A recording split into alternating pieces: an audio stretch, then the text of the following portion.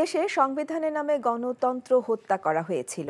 এখন গণতান্ত্রিক রাষ্ট্র নির্মাণের চেষ্টা করা হচ্ছে বলে জানিয়েছেন অ্যাটর্নি জেনারেল মোহাম্মদ আসাদুজ্জামান।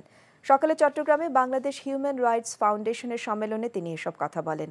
একই অনুষ্ঠানে বিচারপতি মোহাম্মদ মুজিবুর রহমান মিয়া বলেন, আইনের শাসন ও মানবাধিকার রক্ষায় সবাইকে সচেষ্ট হতে হবে। সংগঠনের চেয়ারপারসন অ্যাডভোকেট এলিনা খানের সভাপতিত্বে জেলা পরিষদ মিলনায়তনে আয়োজিত অনুষ্ঠানে মানবাধিকার কর্মী, সাংবাদিক ও পেশাজীবীরা বক্তব্য রাখেন।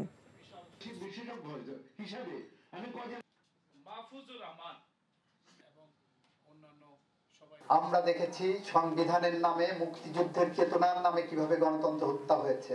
সেই অবস্থা থেকে আপনাদের অকুণ্ঠ সমর্থনে ধীরে ধীরে বাংলাদেশকে একটি গণপ্রজাতন্ত্রী বাংলাদেশ নয়, একটি গণতান্ত্রিক বাংলাদেশে রূপান্তরের আমরা চেষ্টা করছি। ভালোবাসার প্রথম শর্ত বিশ্বাস, যেটা আমার প্রতি কখনোই তোমার ছিল না। আমি তোমাকে বিয়ে করতে চেয়েছিলাম।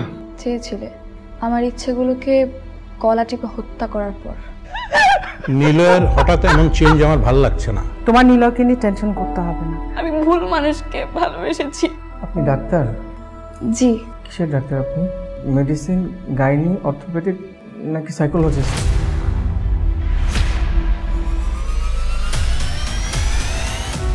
ভাইয়া খুব ইন্ট্রোভার্ট। ভাইয়াকে নেশার জগৎ থেকে ফিরিয়ে আনতে হবে। আমার মনে হয় কি তোমার রেগুলার অফিসে বসা উচিত। সব তোকে সামলাতে হবে। এরকম কেস না দিন দিন বেড়েই চলেছে। আপনি কি আমার উপর রেগে আছেন? পৃথিবীতে কারো উপরে আমার তেমন কোনো রাগ নেই। নীলয় যেন কোনো রকম সিন ক্রিয়েট না করে। আপনি কি সব ভুলে থাকতে পেরেছেন? প্রেম এবং ভালোবাসা খুব পবিত্র, সস্তা কোনো কিছু না। আমি তোমাকে হারাতে চাইনি Preeti. Love is not enough in the world.